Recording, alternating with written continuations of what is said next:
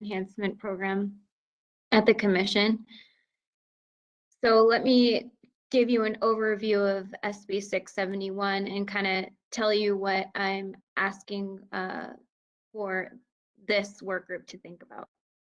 So Senate Bill 671, oh, next slide, please. It's what's called a Clean Freight Corridor Efficiency Assessment. Essentially, it's a report that will be due to the legislature in 2023. And it's at a high level identifying freight corridors that are priority candidates for zero emission freight. And it's also identifying projects that will start to build the charging or refueling infrastructure that's needed to support that. That's what it essentially is. The bill says that it needs to be incorporated into the California Transportation Plan and the California Freight Mobility Plan. And it also says that to the extent feasible and applicable, the recommendations from the assessment should be included in CARB, the CEC, and the Commission's guidelines. Next slide, please. So here's just a look at some of the partners that the bill requires us to collaborate with. We've actually got a good work group going, and we have a lot of great partners already, but one of the things I'm going to ask you for today is that if you're interested in participating or know someone who you think would be a good fit, that you reach out to me and let me know. Next slide, please. So we've already started, we've had two larger work group meetings. The first one was in December and the second one was in February.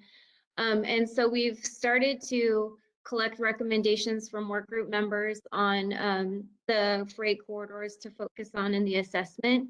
And those so far have included I-880, 238, 580, 599, the 710, the 110, 905, 11, and 8. There's actually a few more than that, but those are some of the big ones that have been recommended so far. And I'm happy with the information that work group members have been able to provide. All those routes are on the National Highway Freight Network, and not all segments of the corridors that have been recommended are on the National Highway Freight Network, but most of them are. And there are also areas where we see a lot of truck movement. So there are some good candidates for where we might want to focus. And I think that the way that I'm planning right now to approach it in the assessment is to kind of talk about freight corridors in a larger context. And then when we start getting into the projects, we'll start getting into more specifics in terms of which projects we might want to focus on first. Okay, next slide, please. Another thing we need to work on, and we're still working on this with CARB, is identifying the top 5 freight corridors with the heaviest freight volume and near source exposure to diesel emissions. So basically, where are we seeing the most emissions related to freight? So we'll identify those for the report, and then projects, like I said. Part of that requirement is to identify potential project sponsors and funding. Next slide, please. The report also has to identify barriers and solutions, and this is where I think it gets really interesting, because I'm trying to work with, you know, different industry partners like yourselves, the fleets, the ports, some of the freight, like Maersk and Penske and people like that, to try to see what are really some of the challenges that people are wrestling with, and how can we, what's the best way that we can help, how can we recommend solutions to some of the challenges that people are facing as they try to make this shift. And I'll talk more about that later, but where we're at right now is I sent the work group a long list of questions because we're in an information gathering mode about some of it is so that we can make fact sheets, because one thing we realized is that in order to be able to understand some of the barriers and recommended solutions we might want to make, people like the legislature need to, and everyone like myself included, need to have a base level of knowledge in a lot of different areas, like understanding electricity distribution, understanding freight, understanding port operations, understanding drayage. And it's just a lot of different areas that we want to make sure we can explain in a simple way so that when we get to the barriers and recommended solutions, people kind of have some context. So there's some information I asked for to create some fact sheets to try to do that. And then also questions related to trying to understand how do businesses in the freight sector currently make a profit, and how do we make sure that in the long term they can still make a profit even in light of the shift to zero emissions, and what do those business models look like? What's the process to get the electricity needed to install an electronic charging station? And where is hydrogen at, and what is needed there? Those are some of the questions that I asked the work group. Next slide, please. Oh, here's a list of the draft fact sheet topics. If you have any ideas for additional topics you think we should add in as a fact sheet, then please let me know.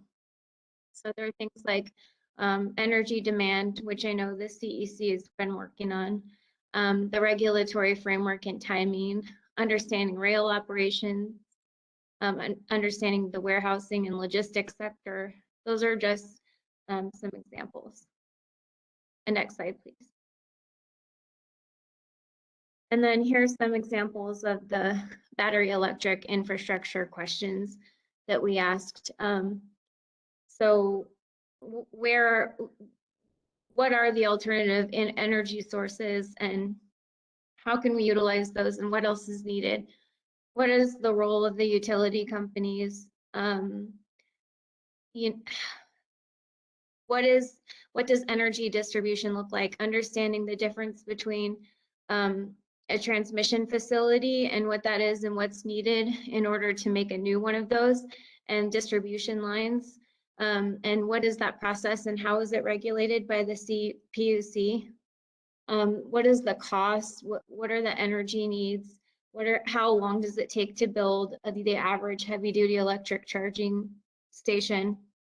And then understanding truck use cases. Like, I'm in the middle of reading the Port of Long Beach's charging study, which is really good, but it talks about the different needs for drayage trucks and the needs for sometimes small businesses who might rely on public charging versus trucks who will rely on private like truck company hubs for charging. So trying to understand what are those different use cases, and how can we think about the best way to approach the transition in light of that.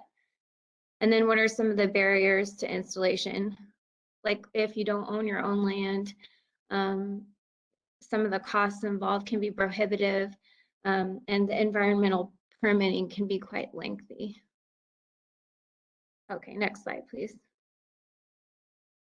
So similarly, in the hydrogen front, we're asking things about the cost, the time frames, the truck use cases, and the barriers. We're also trying to take into account hydrogen distribution and storage needs. So I've been reading some materials that the California Fuel Cell Partnership and the Qualco group provided, and that's been really helpful in understanding that, but we're just still trying to gather all that information. Okay, next slide, please. So this is kind of what our work group looks like. We've got industry, our energy partners. Let's see, we've got PG&E, Trillium, Southern California Edison, Southern California Gas. Those are some examples, but we're still looking for as many participants as we can. We've got public agencies, so a lot of the local government and the ports. And then we've got community. We're trying to get advocates involved so we can have their perspective and as well. And we are going to continue to meet monthly. Originally, we were planning on breaking the work group into smaller subgroups so that we could try to just protect people's time. But in the last meeting we had, we heard from the work group that they'd prefer for now to continue to meet monthly as planned. So that's what we're going to do. And I'll just follow up also separately as needed with people as I gather more information and learn more. Next slide, please. Okay, so here's my request for you all. If you're interested in joining the work group or if you want to refer someone, then please reach out to me. I've put my email down there. And if you believe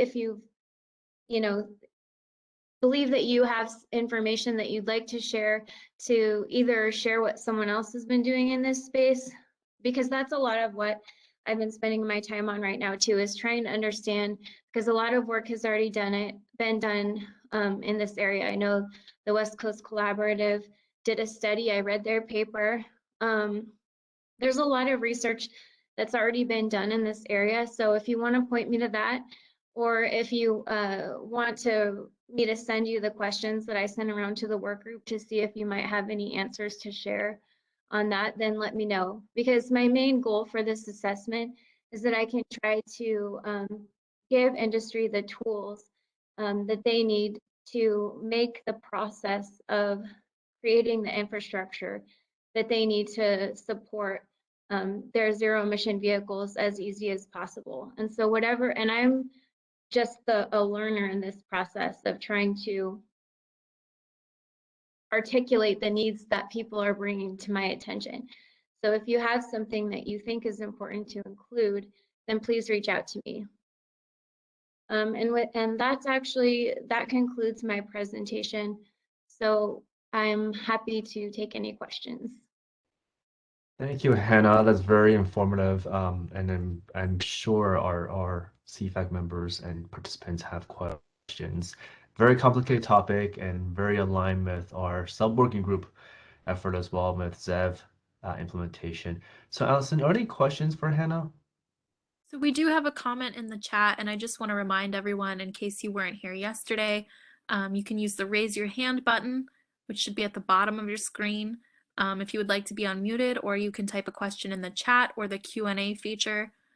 Just note, if you type something in the chat, the other attendees will not be able to see it. So if you have a question or a comment you would like everyone to see, please use the Q&A function.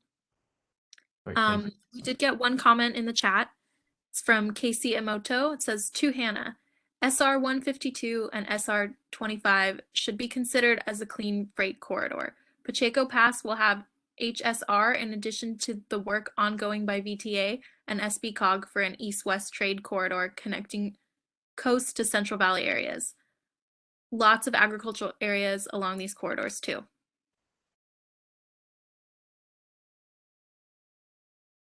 Okay, thank you, Allison. I did write that down, but if you could follow up with me via email, that would be great too.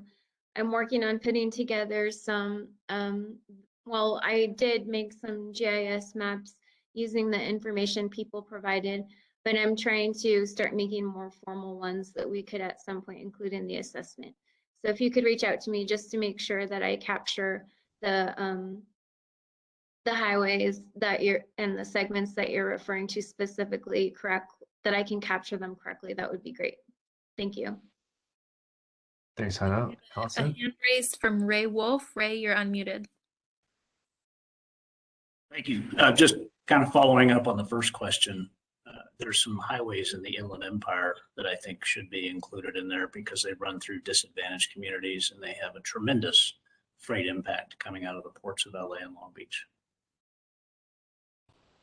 Okay, yes, SAMDAG did submit quite a few corridors and they included highways in the Inland Empire region. So maybe Ray, if you can reach out to me, I can send you the corridors that they included, and you can see if they captured everything you're thinking of. Yeah, absolutely. I'm pretty certain Sandag wouldn't have covered us. Maybe Skag did, but I'll reach out. Okay. SCAG has not submitted their recommended corridors yet, but they should be doing that next week. So once I get that, I can also share that with you too. Hey, Hannah, can you remind us if of the materials that you're going through for this work is available online? And if it's not, we will be happy to have that distributed through our CFAC email as well. Sure. The corridors that have been recommended so far are available on the commission's website, but it's not a very intuitive place to look. So maybe I'll send you a link, Yatman, to where it's at, and then you can distribute that to the work group. Eventually, I hope to have a website or web page that's specific to this effort, but right now we don't. So where you would find that is actually in the meeting materials that we posted on our workshop page. Great. Allison, are there any more questions, comments? It doesn't look like we have anything else. All right. Hannah, any closing remarks before we transition to Tom? No, thank you very much for your time. Great. No, thank you, Hannah, for presenting and presenting this really important effort for us. So with that ado, I'll pass it over to Tom. Sorry, just 1 minute while I move the privileges over.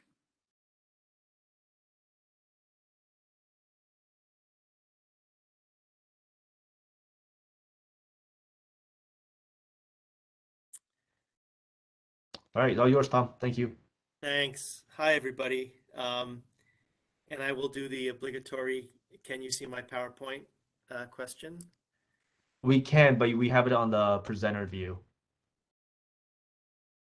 Okay. Is that better? Let's see. Unfortunately, I think it's the same. Let's try like the display settings. There's a swap screen thing there. That'll help. Let's try it again. I have two monitors, which I know sometimes is a problem, and if that's the case, You're good. you can Perfect. see it? Yeah. Okay. Yep. All right. Great. Thank you. Thanks, Yatman. Thanks, Allison. And hi, everybody. Checking through the participant roster. It's nice to see some friendly names, if not your faces. Yatman has asked me to talk today about the California Supply Chain Success Initiative, which was a fall effort, and I'll go through it, the participants and the objectives and the outcomes in a bit. Let me start by saying, though, for those who don't know me, my name is Tom O'Brien. I'm the executive director of the Center for International Trade and Transportation at California State University, Long Beach, and I also serve as the deputy director for the MedTrans Transportation Consortium, which is a partnership of Cal State Long Beach and the University of Southern California. And I think it's in our role as something of a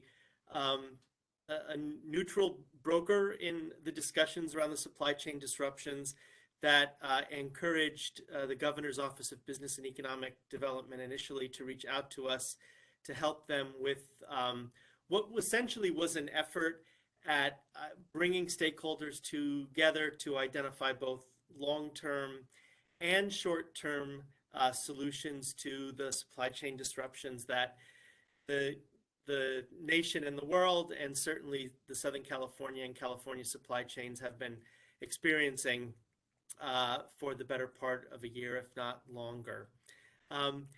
This is not, of course, the only initiative. There were lots of other things that were happening, but I think this was an attempt to move beyond some of the identification of problems and focus on some of the solutions. And that's what I want to talk to you about today. This was first and foremost an initiative of the governor's office, and sort of grew as a result of some of the focus areas and included partners such as the Port of Long Beach and Oakland, CalSTA, the California Department of Food and Agriculture. And this reflected, I think, the interest of both the public sector and the private sector in coming together to address some of the challenges and put in place some more institutional changes that could provide support to the supply chain moving forward. This is not the list of all of the entities involved in that. It is part of the convening. I'll mention some of those stakeholders in a bit, but this is the group that initially brought us together to be part of the effort. As I mentioned, the purpose of this initiative, and we called it an initiative because it was a series of activities, was designed to move beyond the identification of problems and issues with a focus on solution. If you can imagine where we were last summer, it was in many ways a very different world. We're dealing with some of the same problems now, but there was a lot of scrambling and a lot of reaction to problems. And this was an effort, I think, on part of the state as a whole, including the supply chain stakeholders, to figure out a way to be more strategic and more proactive in solving the supply chain disruption problems. We were hoping to engage in what was a solutions-based dialogue across a wide spectrum of stakeholders, build consensus on short and long-term solutions, and find a way to bridge to other efforts, other forums that were underway, other sort of sector-specific solutions and discussions that were taking place. Sorry. We recognized that in moving on to solutions, we had to also narrow the framework for discussion and look at some key questions where we could begin to make some progress. And we also recognized that part of identification of solutions meant understanding the broad-based needs of all of the stakeholders involved, while at the same time narrowing in on the set of actors who were in a position to make decisions that could identify and move forward solutions. So we set up a series of key questions that drove the entire initiative that we felt had meaning to both of those sets of groups, sort of the wider set of stakeholders, as well as those key decision makers. We wanted to understand what we can do better, that's a collective we, that adds value to the supply chain. We wanted to ask what supply chain success looked like for the individual or for the organization, with the idea that how do you become part of the solution, right? And to try to get away from the finger pointing. What obstacles are preventing you from getting there? What are the risks of doing nothing? And what is the appropriate role for government? And this was I think a very sincere question on the part of those in Sacramento who wanted to understand where they could be helpful in responding to the challenges. The initiative included sort of 6 key components. We started with a social media campaign, partly to get the word out about what we were doing, but also gather input on those questions I asked about. And also to inject into the discussion some sense that, while the supply chain appeared to be under siege, there was a lot that was actually working pretty well. There was a lot of collaboration and cooperation that was occurring, and goods were moving. We had challenges, but people were still getting their goods, and that was sort of the focus of the social media campaign. We put together a discussion guide to sort of provide some background information with that prior point in mind. What is California's contribution to the global supply chain? Why are we perhaps seeing challenges more acutely here than elsewhere? And how we are central to the identification of solutions. We started then with a virtual workshop that was open to all comers, people who saw themselves as part of the supply chain, whether it was in manufacturing, trucking, rail, warehousing, ports, as well as the consumer, who is part of the problem in some cases and part of the solution because we're the ones generating the demand. We took those findings from the workshop and helped narrow the focus of what became a approximately 25 to 30 person decision maker summit that was held in at the Port of Long Beach in late September, where we sort of looked at what points of consensus were there moving forward that parties in the room could, if not agree to, at least agree to have further discussion on. One of the outcomes of the summit was a clear need to sort of narrow the focus in key areas to address the supply chain issues of individual sectors within the state economy. And so one of the follow-up activities was a mid to late December agricultural technical working group that was hosted by the Port of Oakland, held in Oakland and virtually, to look at the unique needs and challenges of the ag sector, particularly the export ag sector in California. We're currently in the process of wrapping all of this up. So we finished in late December, and we'll issue a summary report and findings.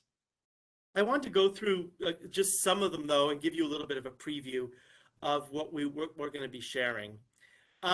For the virtual workshop, and again, this was one that had broad-based audience. We focused on a key set of topic questions that were the subject of small group tabletop discussions, focusing on what can be done to make intermodal systems more efficient, how can we improve supply chain visibility, what strategies allow the supply chain to respond to rapidly changing demand, and what can government partners at all levels do to facilitate the efficient and sustainable flow of goods. These topic questions were not developed by Hazard. They were done in response to the social media input we received, as well as small group interviews that were done as part of the preliminary research and the development of that discussion guide. So these were questions that stakeholders were asking that we thought the initiative could help further by making them the focus of a virtual exercise. And this was held in early September. Because there was a broad-based audience, we had a wide range of input, but I think there were some key points of consensus that I want to highlight here. One is that a lot of the discussions have focused on individual sectors, right? What can the port do? What can trucking do? What about warehousing? And there was clearly a demand for something that, including a forum, that would look at this from a systems approach. And a comment that came up was that it was an orchestra without a conductor, which while may include really strong and talented individual components, in combination didn't always add up to the sum of its parts. And so what we wanted to look at moving forward was what would be a necessary integration of multiple systems and different stages of the supply chain, and how would that be effectuated? How could we set this up in a way that would make the collaboration and coordination more strategic and proactive than reactive? And a lot of discussion centered around data availability and sharing, which I'll touch upon in a minute. And that a recognition that the supply chain is ever changing, and that there was a need, perhaps collectively, to support broader based research that would analyze those changes so that the supply chain as a whole and its individual components were in a position to respond. This digitalization, the need for digitalization of supply chain information was front and center. Everybody recognized it's a long-term prospect, but it was worth documenting where some of the challenges were. That being able to understand and do real-time decision making based upon good and reliable data is sort of the ultimate goal and desire. What was expressed among the participants who moved the goods in the workshop was that there's a lot of what they referred to as blind handoffs.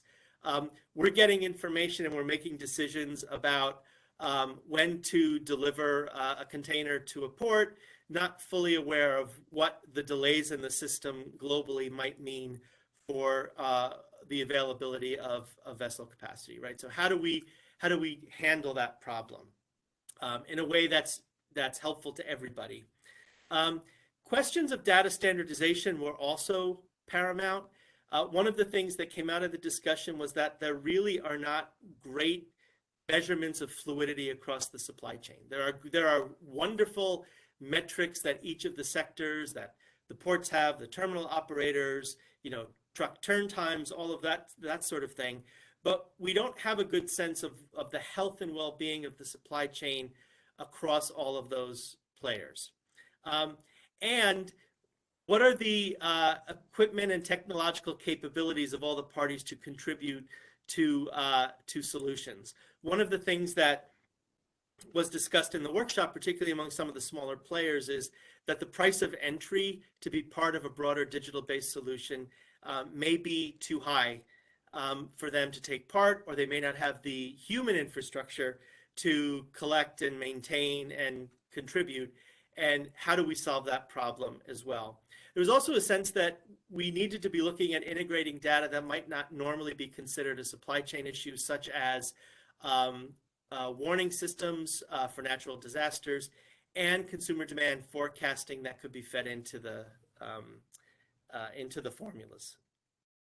There was a point of consensus surrounding workforce development, recognizing that some of the problems, not all of it, actually had to do with worker shortages, at least in the given the peak demands and surges that we were observing. But how do we put in place processes that train and match industry demand with available labor supply over the longer term? And how do we make sure that worker safety is a needed component of that? And is there a role for government training and supporting, or government role in supporting worker training, whether it's through prioritization within plans, processes, or funding? And a sense that everybody needs to do a better job in publicizing job opportunities within the supply chain, so that the workforce is there. A lot of the supply chain jobs are just invisible to the general public, or they're not seen as supply chain jobs. There was a general consensus around industry government coordination as well. This was around the time, if you think back, that we saw a renewed interest on the part of the federal government. John Porcari had been identified as a port liaison, and the workshop participants agreed that the government had a particularly large role to play in funding, but clearly delineating specific areas like infrastructure repair, facilitating on-dock rail where feasible, where government is most effective. There was a sense that there needed to be a better way for government to get input from industry on how their policies impact them, right? So does infrastructure exist to be able to accommodate mandates, right? And so not surprisingly, some of this discussion centered around charging infrastructure for the shift to zero emission technology. Finding ways to incentivize, facilitate, share information on apprenticeships was one of the workshop findings. And looking at particular roles of the state versus the federal government, as I mentioned, recognizing that the federal government may be best equipped to build macro level cohesion and address supply chain fragmentation. Now, with that as background, right, that was virtual, it was casting a wide net for input. We used some of those findings to narrow the focus for this summit that was held on September 21st with key leaders from all of the industry segments, looking at what we could do to move the needle forward. We created a theme around the 24/7 supply chain, building on this notion of a system of systems approach. And given that there was so much emphasis on the ports needing to go 24/7, one of the outcomes of the workshop was that, well, yes, but how does that happen if the rest of the supply chain isn't working in sync? So we sort of use that as the framework for this discussion of stakeholders and how do you get to 24/7 if that is in fact the goal. And these were our framing questions for small group discussions within that group of 30.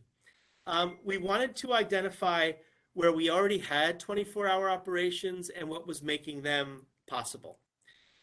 We wanted to look at opportunities to work collaboratively to get us short-term relief, right? What do we do that just buys us time? Recognizing that in parallel, we had to work on longer-term changes. What are the opportunities to work collaboratively to make system-wide changes that get us close to a 24-hour supply chain? What role could the state play in facilitating the solutions? And what else needs to happen to make the port's expanded hours program work? Because there was so much emphasis and it was so much on the minds of people because that is where the focus was if you think back to September. So where was there consensus coming out of this smaller group exercise? Well, there was clearly a sense of a short-term need, in particular, to focus on capacity and utilization. And the idea that a prerequisite to increasing working hours at the port meant looking at expanding capacity throughout the rest of the supply chain and what would make that happen. And that was, efforts that would focus on optimizing the use of existing equipment, such as cranes, which may have been underutilized during the pandemic. One of the really interesting things in the discussion was this agreement, and labor was in the room, and terminal operators and ports, was that everyone sort of assumed that the terminals were working overdrive because of the amount of cargo, but the bottleneck and the amount of cargo actually meant that not everything could work. That you couldn't work cranes, for example, if you didn't have a place to put the container on the docks. So one of the discussions that came out of this small group exercise was, well, maybe if we're not using the cranes for discharging or loading or unloading cargo, maybe we can use it for to build training capacity or to train additional people so that we anticipate that projected workforce need down the road, and at least we're taking advantage of the equipment in the shorter term. So that was to give you a sense of some of the nature of the discussion. What was really interesting about the hours of operation discussion was that while we were focusing on 24/7 as a framing device, I would say that the general theme in the room was that maybe we don't need to get there right away. Maybe we need to start with a focus on reaching 16.5 rather than 24/7. That maybe is an easier lift for all of the parties along the supply chain to focus on in the short term, and maybe that buys us some relief. And that includes trucking, that includes port operations, that includes warehousing, where the issue is not just capacity, but use of labor, right, and the cost of labor. And so maybe if we think about that as a starting point, we come to consensus sooner. There was clearly a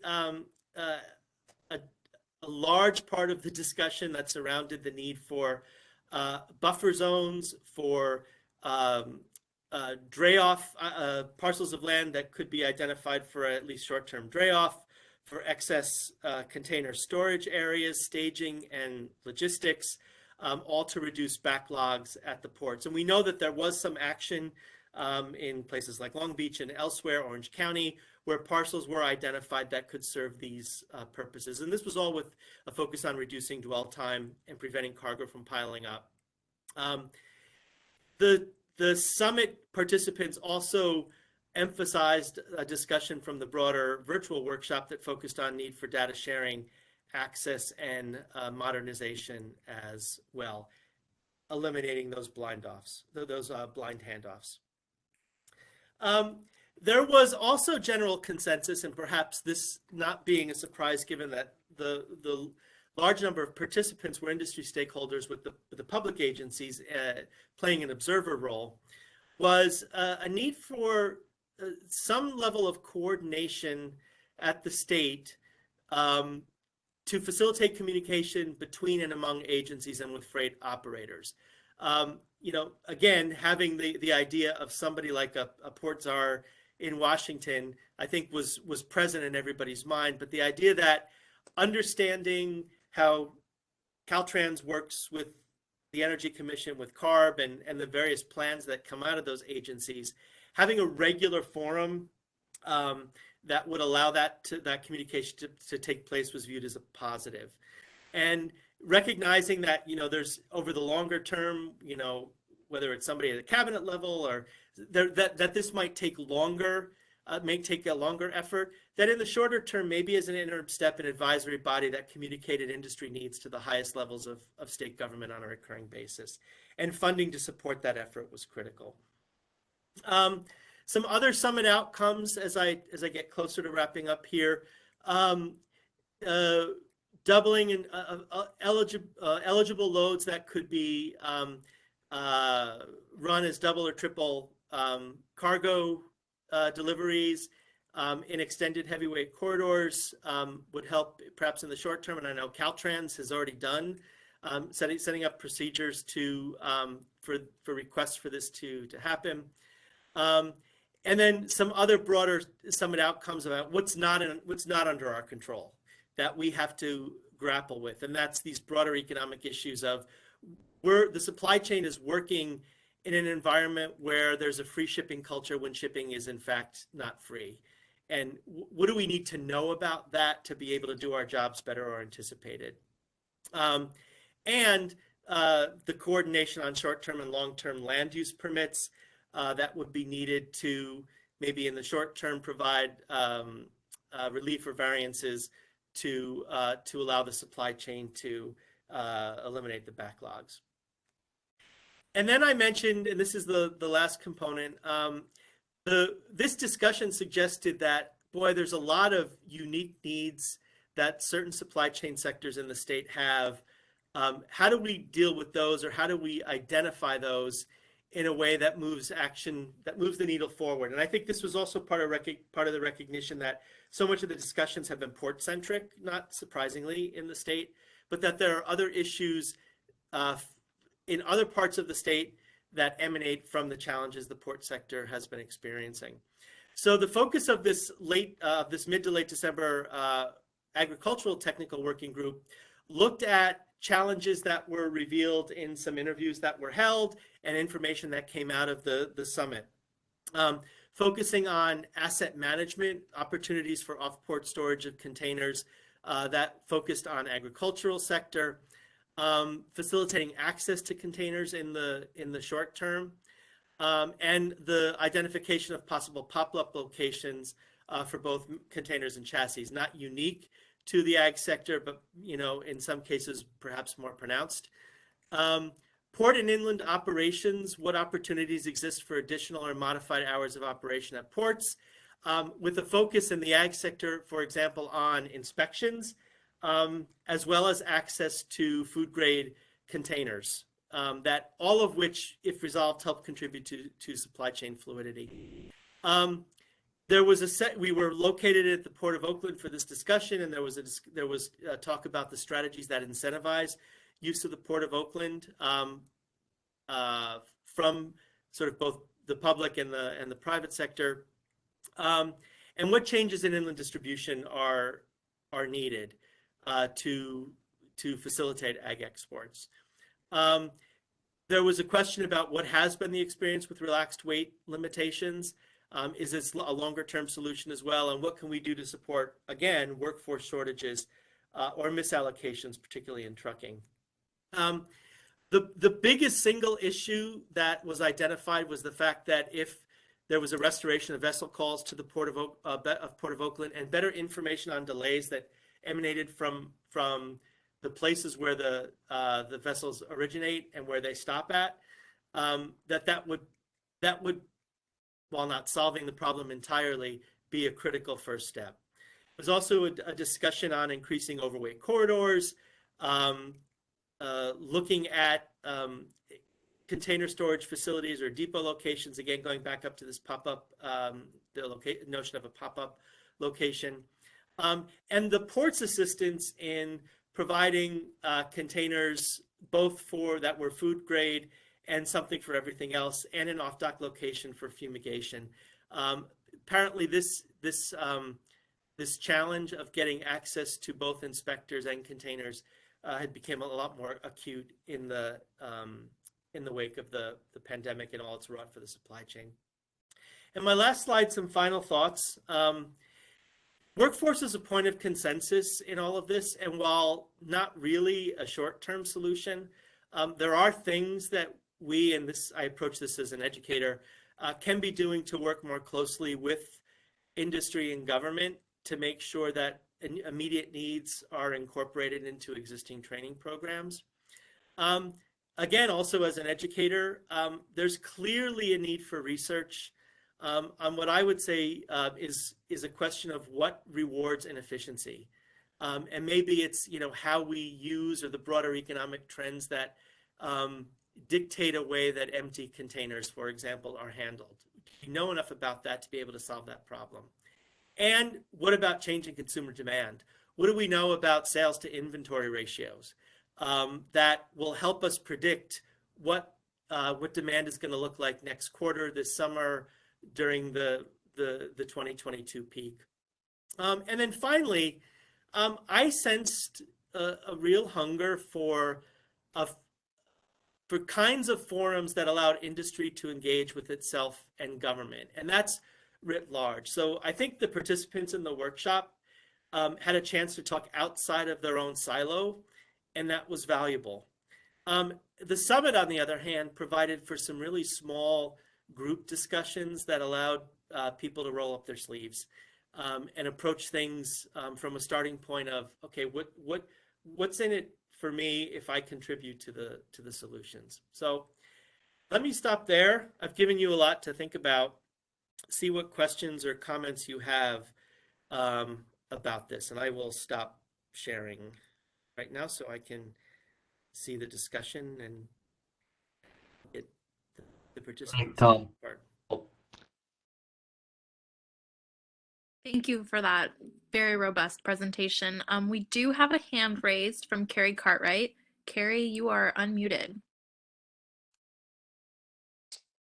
Thank you. Hey, Tom Yachtman. Of course, Tom, I can go on for 5 hours on the subject matter, but thanks for the presentation. So just a little to add to what Tom said is that on a couple of points here, I'll start with the most recent one he mentioned, was workforce development. The Port of Los Angeles Long Beach are about to break ground on a workforce training center to be developed and for the ILWU, and different programs as such have to be developed still with ILWU. But that is in the works and will happen. We are also even developing a smaller workforce training area for LW in the port area, and we always are looking at sites and working collaboratively with LW on specific training. I doubt that the terminal operators want to have, they do on-site training, all the time, whatever is needed, in addition to off-site training. So I doubt that they would, officially designate cranes as being taken off work to be used for training. That's something within the jurisdiction of the terminal operators. On the digitization, the port actually has developed a port portal, a digital portal that basically contains probably 95 to 99% of all the containers from all vessels in both ports, from 24 hours before port and time of departure, wherever that is, Asia and other locations. And we also, when we set up that data portal, the Port Optimizer, which is on our website, contains many different add-ons, looking at dwell time of the containers, gate turn times, etc. So, we spent 3 years, $20 million, close to that thereof, on development of this, and we're continuing to enhance it, optimize it, socialize it, and all of our terminal operators are now providing data directly to the optimizer. I know Port of Long Beach is developing their own separate system. So digitization is in the works. It's happening. As to whether the supply chain as a whole is using the data, which is really container availability and status as it goes from the vessel into the terminal, into the stacks, and onto the rail cars. And we do report that daily as part of our dashboard now. That is happening. And on the bigger issue on, supply chain crunch, I want to state one kind of profound statistic. In 2015, we projected 20.2 million TEUs. Our calendar year 2021 volume of both ports is 20.1 million. Coincidence, yes, but so we're on track. And the primary reasons why we've had the supply chain crunch is exogenous to the ports, as Tom, I think you alluded to. The warehouses, all the logistics facilities, the railroads and rail cars, and the warehouses reaching capacity. That has spin-off effects back down upstream in the chain to the ports with the chassis and the empties, which is why we set up temporary empty yards, as I believe the Port of Long Beach, to get some of those empties off the terminal to get those imports expedited. That has worked, obviously, in reducing the vessel queues and getting the volumes through the system. Additionally, the threat of tariffs, the change in the traffic mitigation fee by PurePass has probably had a huge impact of reverting back to a daytime fee. And so all these things have also helped in clearing those boxes. But the key thing, which is a testament to labor and the terminal operators, is despite the backup of vessels, the supply chain problems outside the ports, as I said, they still move 20.1 million TEUs across the wharves and into those terminals. That's a huge testament to the terminal operators in the LWU. So the bigger issues really, and I see the potential opportunities, really are on drayage and trying to take little bites out of this giant apple when it comes to operations improvements, process changes, and technology. LA Metro has developed a demonstration project, which I believe they're close to doing the required demonstration of improving drayage. Built into the algorithms they have is the move and empty containers to and from the ports, and also chassis. That could make a huge difference in the efficiency of the movements, boxes to and from the ports and elsewhere around the region. And we've had ongoing discussions with LA Metro in that system, and ultimately the commercial vendor that they hope to get that system up and running, which, by the way, is the same vendor that developed GeoStamp, which is GPS tracking, which is also very important and useful data for turn times and queue times. And not to mention origins and destinations throughout the region, which we are incorporating into our travel demand model and the SCAG RTP model, and also it's being used for SB 671 work for location and charging infrastructure. But so we've had discussions with LA Metro and the vendor about integration with Port Optimizer, because it's great to have all the container status information, but you want to be able to take advantage of that basically to improve drayage, which is, 70% of our boxes are moved in and out via truck to one location or the other, whether it's a transload facility, ultimately get on a rail or not, or an off-dock rail yard. So the drayage is really the key opportunity to try and improve over time with technology. And then I'll just state one last thing. Basically, I think to improve things to where we all want to be, we've been talking about this at nauseam for literally decades, is that really ultimately it would be ideal to get to a true push system and not a random pull system, which is what our ports operate are in most of all of North America and probably South America and most of the world, is a true push system where the terminal operators have the liberty, the latitude to basically define which boxes are going to be moved out via truck, and not necessarily by rail, but out via truck at what time and by whom. And that really requires, the biggest shippers and the steamship lines to get on board to accept this. That's even beyond a transformative change. And it will take probably years to get to that, but that really needs to happen to basically accommodate more volume. And then to add on to the discussion of 24/7, as Tom astutely noted, that and what we've seen in all our analyses and all the volumes is that, 16 by 5.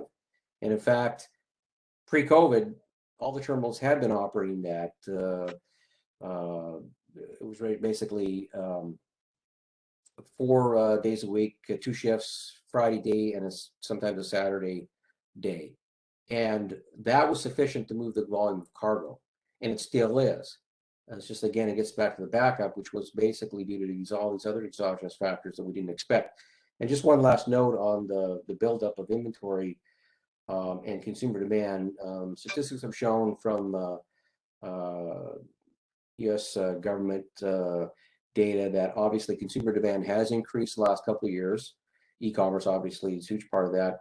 But I suspect that the part of the cap crunch on logistics facilities has been buildup of inventory a few months after the first lockdown, after the Asian factory started up again, building up that inventory regardless of what the demand was, because of the unpredictability, the fear, the unknown of such a significant global event, which is still ongoing. So I think that in part also used up capacity at these logistics facilities, which played in part to the backup, which we're starting to free up now and reduce the queuing. So I'll leave it at that.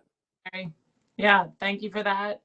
Tom, we've just got a few more minutes in this item, but I don't know if you want to respond. I know we've got a couple more comments, so I don't want to cut off discussion on this, but do you have anything to add? Yeah, no, I mean, Carrie's right on all those counts. The one thing I would say with the digitization, and while yeah, both ports get credit for all of the work that they've put into it, I think what the discussion in this initiative reflected was the fact that there are still, many legacy systems in place, many individual efforts, and how do we get to a point where there's some agreement on the standardization component of it? I think that was sort of the nature of it. But yeah, the ports, definitely these 2 ports in Southern California should get credit for for the steps that they've taken. Yeah, just to add a note on the LA Metro, it's called Drayflex project, which I think is quite an admirable effort on their part and their vendor, is that they work directly with trucking companies to identify the actual solutions, the functional requirements, if you will, for systems development. And they are basically integrated directly with Trinium, and that's part of their testing, which is a great thing. But as you said, that not all trucking companies have that level of sophistication. They have developed a spreadsheet system that can be used as well to the advantage of a smaller company's dispatching operations. So yeah, it's not one solution is for all, but I think it's a minor step in a long journey. But thank you. Great thing I think about all our supply chain problems and the problems we had even before COVID is that we're getting at the emissions now. And it's going to be a slow process, but we have requirements, we have law to comply with now, the industry as a whole. So thank you so much, Carrie. Allison, let's take any other comments we've got on this item, and then we'll move to our next item on the agenda. Thank you. Virginia, I'm also happy to take comments offline and answer questions. I know you need to move on too, so. Thank you. Thanks, Tom. Let's take 1 or 2 more, Allison, and then we'll move to our next item. Awesome. Okay, Nancy Pfeffer, you are unmuted. Hi, thanks so much. Nancy Pfeffer, Executive Director of the Gateway Cities Council of Governments in Southeast LA County. I think I'm known to lots of you. I put a comment in the Q&A just as a reminder that any kind of strategies that are going to focus on increasing truck weights need to come with funding to help cities deal with those local street impacts, which can really be pretty horrendous. I've also mentioned this in the context of the statewide truck parking study. This isn't only to do with heavier trucks, although that will make current impacts worse. And as I say in all of these forums, again, a reminder as we look at all kinds of supply chain changes to get to 24/7 or to get to a smoother operation, just keeping in mind the air quality and many other impacts on local communities and making sure that's part of the strategies from the get-go. Thanks. Thanks, Nancy. Points well taken. Yes, great points. Allison, do we have one more? Yeah, we do have one more. Laurel Mo Luna, you are unmuted. If your mic is not working, just type it in the chat and I will read your question for you. Hi, can you hear me? We can. Yes. Okay. I just wanted to say that it was an interesting point about how you said that there needs to be metrics of some sort to measure the health and well-being of the supply chain players. But since the supply chain originates overseas, in this context at least, was there any research or consideration to how, or if any, improvements can be made with supply chain players internationally? Boy, that's a great question. And that's part of the challenge. So the answer to your question is yes, there was a discussion, at least in terms of identifying one of the key gaps. It won't surprise anybody, I think, on this call that sometimes the hardest to get to the table are the ocean carriers. But the supply chain starts even sooner than that. It starts with information on manufacturing, on time to ports in manufacturing locations. So that question of fluidity, supply chain fluidity, has to include that component in the same way that from an economics perspective, when supply chains look at the cost of operations, they think about it often in terms of what we would call TCO, total cost of ownership, which is more than just the cost of transport, right? So the answer to your question is yes, but it was mostly in identifying it as a problem that still needs to be resolved.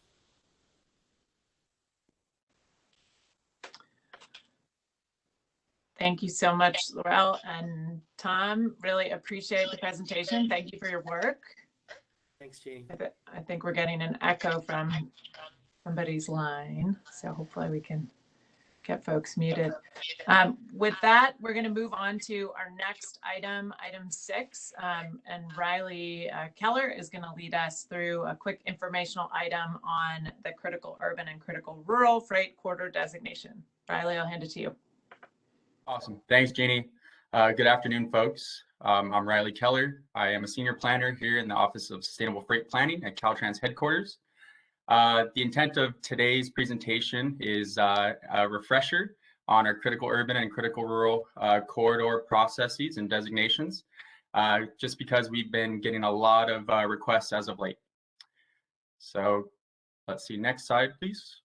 All right, here's an overview of the critical urban and critical rural freight corridors. So today we'll be talking about the background and history, the designation process, mileage flexibility, and guidance and resources that are available. Next slide, please. Awesome, thank you. CRFCs and CFCs are important freight corridors that provide critical connectivity to the National Highway Freight Network. By designating these important corridors, states can strategically direct resources towards improved system performance and efficient movement of freight on the National Highway Freight Network.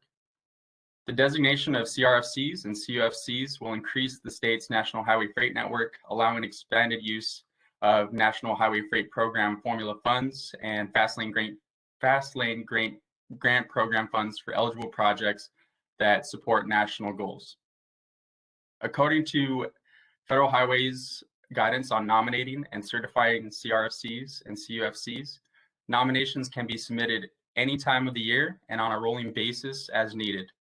There's no deadline for designating and certifying segments.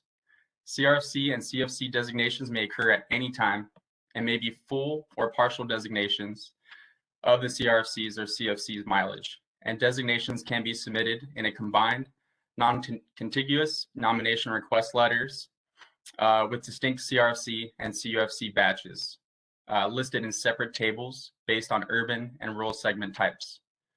So whether the routes are part of an initial designation or subsequent removal or change, routes may be designated if the CRFC or CUFC requirements are met and the total CRFC or CFC designation does not exceed the maximum mileage limit.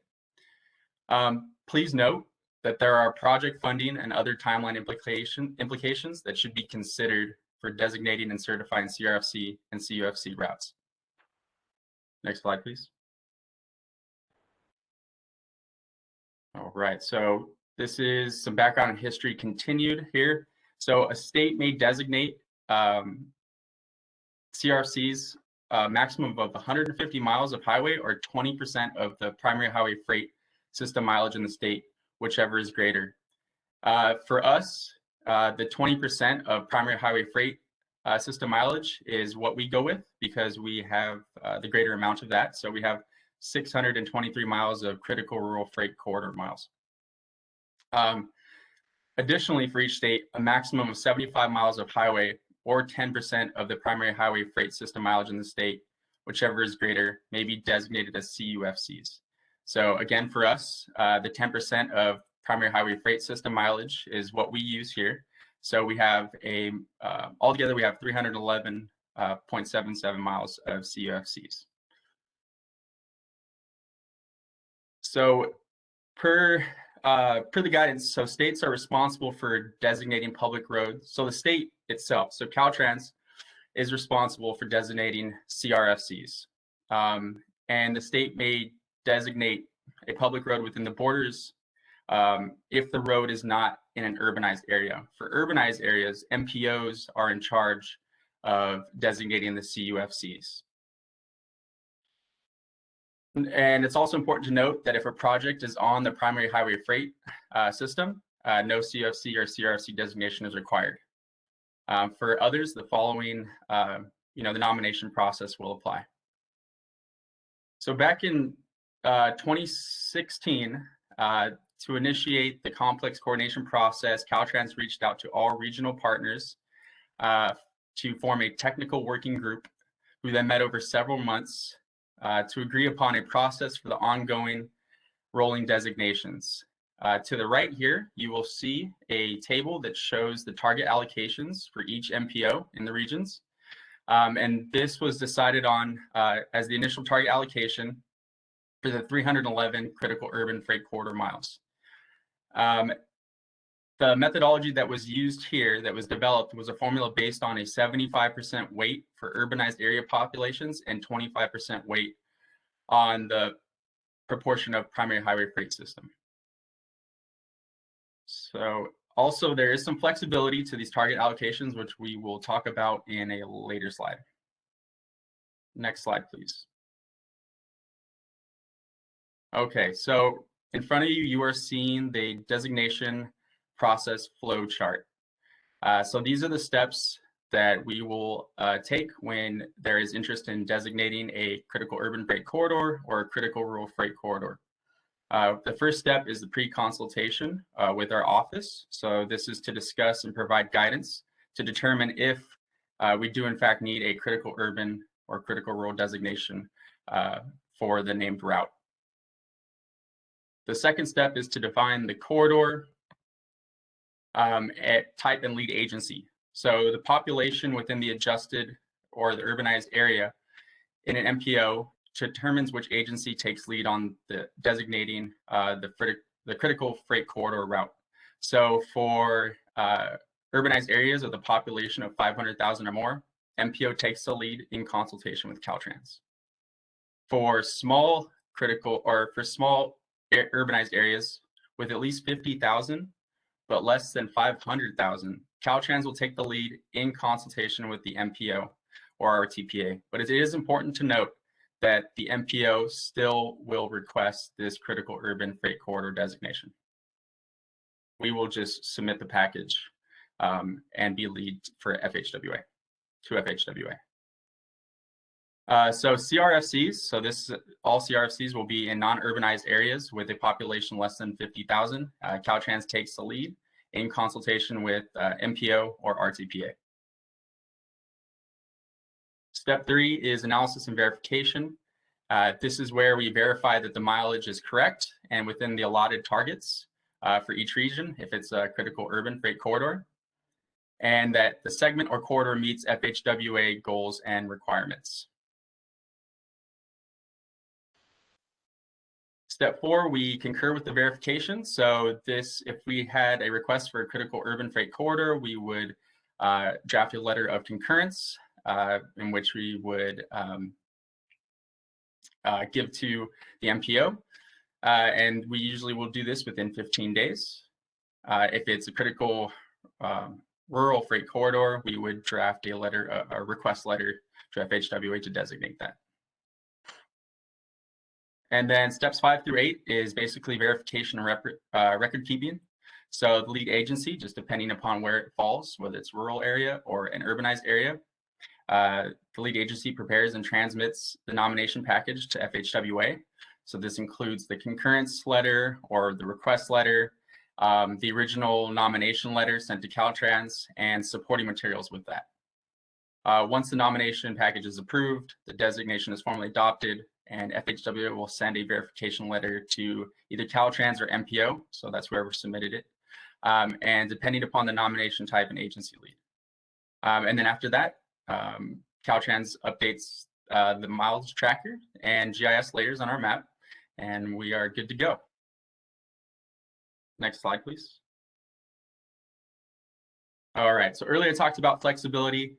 Due to time here, we basically went over the on process, and due to time, I mostly want to talk about the off process and the swap process.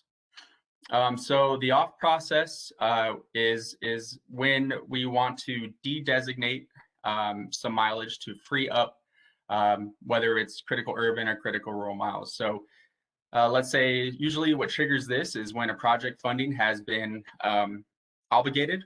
The MPOs then can de-designate those miles from its respective CUFC target allocation for the region, and Caltrans would adjust the scoreboard accordingly. So that allows you to strategically direct your designation resources to maybe a project that you have otherwise prioritized that is coming up. Swap process. So this is a real interesting one. The swap process allows for MPOs to loan critical urban freight corridor miles to another. So this is a negotiation process that requires an official letter from either regional agency that is loaning and receiving those miles, and Caltrans shall approve of the swap and also indicate that the swap on the mileage tracker that we have. So again, an official letter is submitted to Caltrans for this swap, and it will also be followed up by an official response from Caltrans. Next slide, please. Right in front of you here, you are seeing some resource links for guidance on critical urban and critical rural freight corridor information. So there's the FHWA's website where you will find the information that they have there.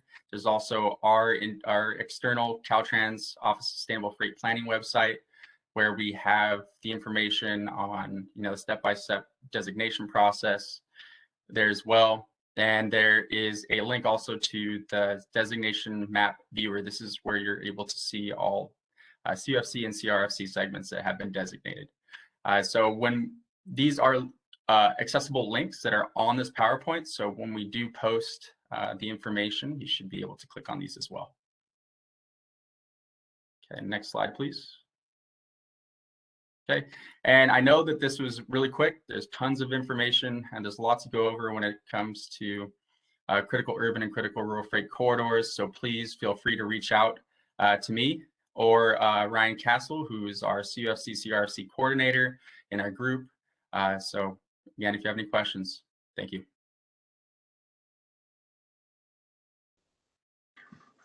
Thanks, Riley, so much. Do we have any questions? We're just a little bit behind our agenda, but I think we can make up time. Any questions for Riley on this, Allison? So we did get a couple of requests to share the link for the online map viewer, and we will do that as part of our follow-up from the meeting. The only other question we got, is there a map showing which areas are considered urban and which are considered rural? Yes, great question. So as part of our map viewer, we do have layers on that viewer that show the urbanized areas and rural areas. And this comes from the 2010 adjusted boundaries that was approved by FHWA. And so that is on that GIS map layer there. Thanks, Riley. Great. Yes, thank you so much. Let's move to our next item. We always close the meeting with updates from FHWA, CTC, CalSTA, and Caltrans. So I want to shift to our updates and make sure we have time. Do we have Antonio on? Oh, there he is. Antonio from FHWA. Are you there to share an update with us? I am, There you are. Jane. Let me Hello. pull them up. How are you? I'm doing well. How are you? Nice to see you. Pretty good. Give me one. So there hasn't been a whole, well, there has been some things happening since the last time we met, but not too much of an update to give other than the bipartisan bill was passed. I'm sure everyone knows we're still getting guidance for that. And as we get it, we will make sure that Caltrans Freight Office has it. But based on what we have received, I just want to go through a couple of numbers. And so in terms of funding, 2021 funding for the National Highway Freight Program was around 1.4, close to 1.5 bill. For 2022, that is now 1.3 or roughly 1.4. For 2023, 1.4 bill. For 2024, 1.4. In 2025, roughly 1.45. And for 2026, 1.47. The purpose of the program, obviously investing in infrastructure and operation improvements that strengthen economic competitiveness, reduce congestion, reduce the cost of freight transportation, and improve reliability and increase productivity. Additionally, improve safety, security, efficiency, resiliency of freight transportation in rural and urban areas. I think that aligns to everything that's been said today. Improve the state of good repair on the National Highway Freight Network, and using innovative advanced technologies to improve the National Highway Freight Network safety, efficiency, and reliability. And then improve state flexibility to support multi-stakeholder planning and address highway freight connectivity, and reduce the environmental impact of freight movement on the National Highway Freight Network. Let's see. Other than that, there are really any big changes. Again, as I receive more information from our headquarters, I will most definitely share it. Oh, one last thing, and I think this is perfect timing for this conversation that was just had about the freight corridors. Under the critical rural freight corridors, it increases the maximum number of miles of highways that a state may designate as critical rural freight corridors. And so again, as we get more information, I will make sure this body knows it. And that's all I have, Jeannie. Thank you so much, Antonio. We're very excited for that funding. So good to get the updates from you and FHWA. Unless there are any immediate questions for Antonio, I think we're going to have Giles jump in next and take CalSTA out of order. Giles, Great. Go ahead. I appreciate it. Sorry, I've been called into a meeting at 2:30, so I've just had a little bit of time. But I think the big news, clearly we're eagerly awaiting kind of the onboarding and transition of Caltrans Director Tony Somashak as the secretary. I don't have much more. I was on a panel yesterday with Avital to talk about some of the issues we're dealing with in freight, including the trail bill language, the $2.3 billion freight proposal, supply chain proposal in the governor's budget, and the $1.2 billion port and goods movement infrastructure. She walked through the trail of her language. I have nothing much to add to what she did yesterday. And then working closely with Caltrans as we work through the IIJA implementation. And again, that was something that has been briefed or had been briefed yesterday. So that's all I have. Thank you. Thank you, Giles. Really appreciate that. And I know there's a lot of interest in that state budget investment based on our discussion yesterday. I know we'll have more conversation about that as it moves forward. So really appreciate the updates and for you being here with the CFAC. All right. Hannah, I think we'll go to you again, go back to you for a CTC update on other items.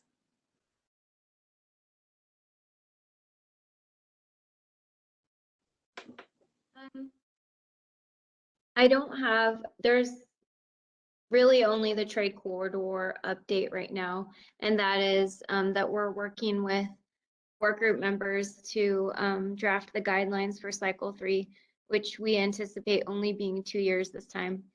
And in our next workshop on February 16th, we'll be talking about the performance metrics guidebook. So look forward to that conversation.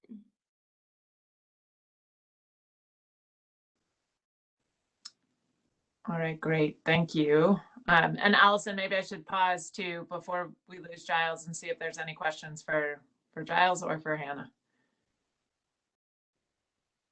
Doesn't look like we have anything in the chat or the Q&A, and no new hands raised. Okay, thank you. Well, with that, I think last on the update list is, last but not least, is Caltrans, and I'll pass it to Marlon, our Division Chief of Transportation Planning. Are you there, Marlon? I am. Can you hear me? Yes. All right. Much appreciated. So I have 3 updates I want to provide. One is our Office of Statewide Planning Equity Engagement. We're in the process of creating our California Transportation Plan Implementation Report. So I had spoke at the last CTC meeting on this. We're certainly moving towards, having a mechanism where we can actually implement the statewide plan. We have our public comment period that's going to be closing fairly shortly. So Monday, February 14th is going to be the date where that public comment period closes. So if you go to our website, the report is posted there. And if you have any comments, you can send them to ctp@dot.ca.gov. Also, another update, our Office of Regional Planning is currently in the process of reviewing applications for the cycle, for a sustainable planning grant cycle, and the announcements should be going out in the next month or 2. But we're also in the process of going to be updating our guidebook for the next cycle. And so I think this is a great opportunity. I want to say sometime around April, we're going to be holding 2 virtual workshops where we'll be kicking off the update of our guidelines. And this will be for the 23-24 fiscal year cycle. We'll be releasing the draft guidelines around the June timeframe for public input. So I suspect we'll be coming back to this group to get some input from you all. The last but not least, we are in the process, our multimodal system planning office, they're going to be, they're working on our in-regional transportation strategic plan addendum. And so if you all recall, October of last year, we finalized the ITSP. It's a fairly high-level document that covers 11 strategic and regional corridors around the state. And it aligns with the CTP 2050 as well as CAPDI. And so what we wanted to do is basically have some more meaningful information that really gets to more of the sub-corridor solutions and have more context as it relates to specific areas within the corridors. We're going to be including analyses such as community health, and investment resilience, system management, economic prosperity, and planning integration. So we're looking at different plans across the state, both at the state level, district, and regional levels, making sure that we're incorporating different pieces from those plans. And we're going to be looking at, just to kind of give you a flavor of what we're going to be studying, we're going to be looking at freight volumes, truck parking, STA access, intermodal freight facilities within the corridors, active transportation, rail facilities, intercity bus service, alternative fuel corridors, and climate change. And so those are just some of the areas that we're going to be looking at. But we're really looking to kind of bring everything together and to be able to have some needs that have been identified as well as strategies that we can employ. And the schedule for that is we're going to be kicking off stakeholder meetings in the March and April timeframe. And then we'll be releasing our draft for public comment July and August. And then we'll be releasing the final document by the end of the year. So those are the updates that I have. Happy to answer any questions. Thank you so much, Marlon. Do we have any questions for Marlon? Please raise hands or put them in the chat. Lots going on. Team is busy. Thank you, Marlon. Thank you. All right, well, we got through the agency updates quickly. We do have some time here at the end of our meeting to take public comments before we wrap up, or any general comments or questions that the CFAC members have. And then I'll just do a quick review of action items before we close. We'll get out early again today. Allison, can you let me know if there's questions or comments or public comments? We don't have anything at the moment. It's possible people are still typing, but yeah, no new hands. Okay, thank you. Well, I'll just quickly go through the action items that the team sent over to me. There are a number of things that we promised to send out. Afterwards, of course, we'll send the slides and the meeting recording from all the presentations today. We'll have the recordings posted on the website, and we'll circulate the slides and the meeting materials. We're also going to share out the attendee list for the CFAC, for the sub-working group on the freight, the federal infrastructure freight policy area. It's a mouthful. We discussed that yesterday. I promised to send out all the folks that are participating on that sub-working group. So we'll do that after the meeting. We also are going to share the link to the map viewer that Riley talked about for the critical urban and critical rural freight corridors, as well as sharing the link to CTC's Clean Freight Corridor webpage. So lots of things coming your way and follow to meeting. I just also wanted to get folks' input on the format of these meetings. We're using this sort of WebEx event platform, which I said to staff feels a little bit cumbersome to me and limits participation a bit because we can only see the panelists and see the videos for the panelists, and the mute and unmute function is very highly controlled. There's benefits to that, certainly, to be able to minimize background noise, but it also, I'm concerned that it might put a damper on the participation from all of the CFAC members. So would love, throw a comment in the chat if you agree with maybe having us try a different platform next time, or, feel free to send us follow-up. We could even circulate a quick survey to the group just to get input on the format of these meetings.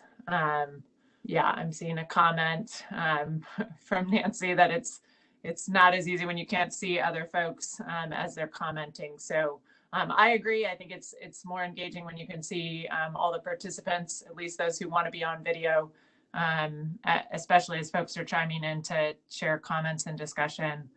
So we'll consider options for maybe using a different platform at the next meeting, and definitely welcome your comments and recommendations on that. Sorry, last action item on the list that I almost missed. Rob, I think this was a comment that Rob Ball made yesterday about looking at funding for possible route planning or rerouting for trucks through rural communities or Main Street kind of scenarios to minimize impacts on more rural communities. So we will also follow up on that, Rob, and circle back to you. All right.